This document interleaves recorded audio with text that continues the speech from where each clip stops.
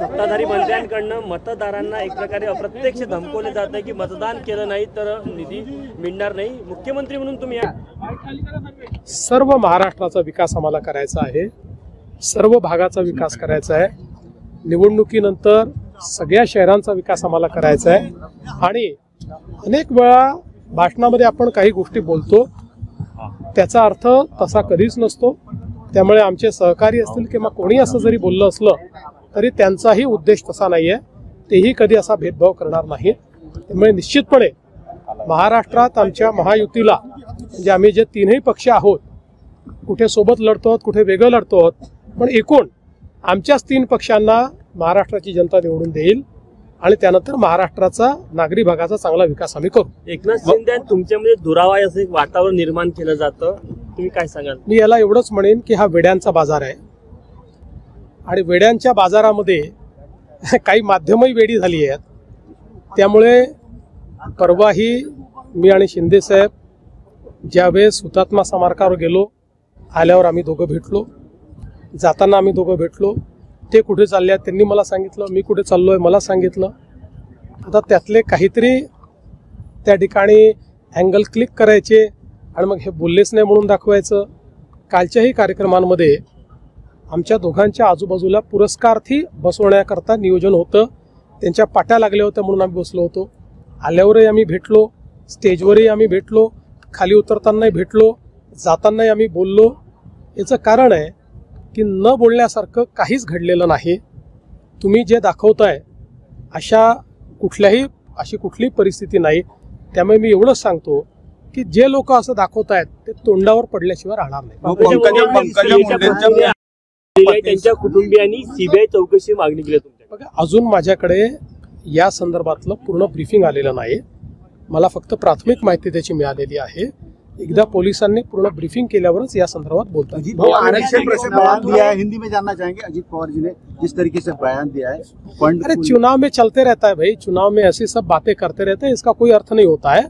देखिए, मैं आपको इतना ही कहना चाहता हूँ, चुनाव के बाद सभी शहरों का विकास हमको करना है। मैं भी कहीं जाऊंगा तो मैं भी बोलूंगा कि मुझे चुन कर दोगे तो मैं ज्यादा पैसा आपको दूंगा, बोलना ही पड़ता है। या ठिकाणी प्रश्न सुप्रीम कोर्टात सुनावणी सुरू आहे, त्यामुळे निवडणुका जिल्हा परिषदेच्या लांबू शकतात का?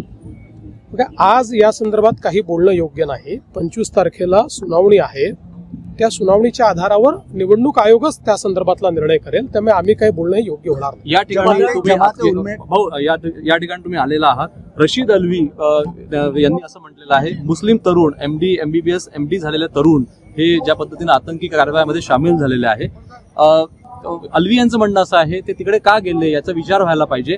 असे तरुण जे भरकटलेले आहे त्यांना पुस्तक आणि याचा ज्ञानाचा वापर हा चांगल्यासाठी केला पाहिजे। कोणत्याही समाजात तरुण असो त्यांनी पुस्तक आणि ज्ञानाचा वापर चांगल्यासाठीच केला पाहिजे। हे सांगण्याची जबाबदारी कोणाची आहे याचे उत्तर त्यांनी दिलं पाहिजे की हे सांगण्याची जबाबदारी कोणाची आहे। बघा, हे खरंच आहे की शिकल्या सवरलेल्या तरुणांनी आपल्या ज्ञानाचा उपयोग चांगल्या गोष्टी करता केला पाहिजे, पण ज्या शक्ती त्यांचं डोकं रेडिकलाइज करतायत त्या शक्तींच्या विरोधात आपण बोलणार आहोत की नाही?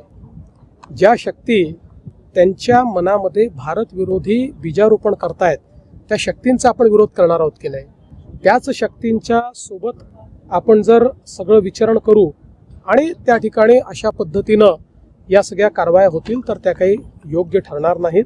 आणि म्हणून निश्चितपणे भारत विरोधी कारवाई जर कोणी करेल त्याची जात धर्म पंथ न पाहता त्याला ठेचूनच काढलं पाहिजे। अर्शद मदनी ने ऐसा कहा है कि सरकार इतनी कोशिश कर रही है कि मुसलमान सर उठा के चल न सके। अर्शद मदनी ने ऐसा कहा है कि अल्फलाह में जिस तरीके से सरकार कार्रवाई कर रही है उसका एक ही उद्देश्य है कि मुसलमान सर उठा के न चल सके। देखिए, इस भारत में APJ अब्दुल कलाम जैसे जो हमारे राष्ट्रपति जी हुए, ये मुसलमानों के असली आइकॉन है कि जिनको देखकर हमारा भी सिर आदर से झुकता है और वो सिर उठाकर ही हमेशा चलते रहे। उनको आइकॉन बनाइए ना, दूसरों को आइकॉन क्यों बनाते हो?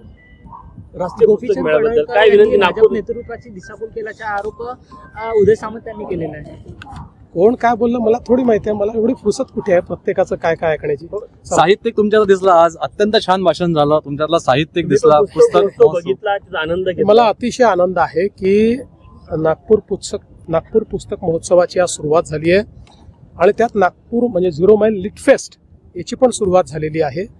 दरवर्षी हा पुस्तक महोत्सव आणि हे लिटफेस्ट या ठिकाणी होणार आहे. यातनं एक मोठं मंथन होईल. आज आपल्याला माहिती आहे की आपण AI च्या जमान्यात आहोत. AI च्या माध्यमातून शॉर्टकटने आपल्याला सगळी माहिती मिळते. पण आपल्याला जर ज्ञान संपादित करायचं असेल तर पुस्तक हाच आपला खरा मित्र आहे. पुस्तकाशिवाय ज्ञान नाही आहे. आणि मग पुस्तक वाचण्याकरता माध्यम कुठले असू शकतं, ते AI पण असू शकतं, पण वाचलं पाहिजे, वाचन संस्कृती तयार झाली पाहिजे. या दृष्टीनं हा पुस्तक महोत्सव खूप महत्त्वाचा आहे आणि अतिशय यशस्वी अशा प्रकारचा पुस्तक महोत्सव या ठिकाणी होतोय. आणि आता महाराष्ट्र एकमेव असं राज्य झालंय की ज्या ठिकाणी 2 पुस्तक महोत्सव आपण करतो. पुण्याचा पुस्तक महोत्सव तर आता युनेस्कोकडे चाललेला आहे आणि नागपूरचा पुस्तक महोत्सव आता आपण सुरू केला आहे.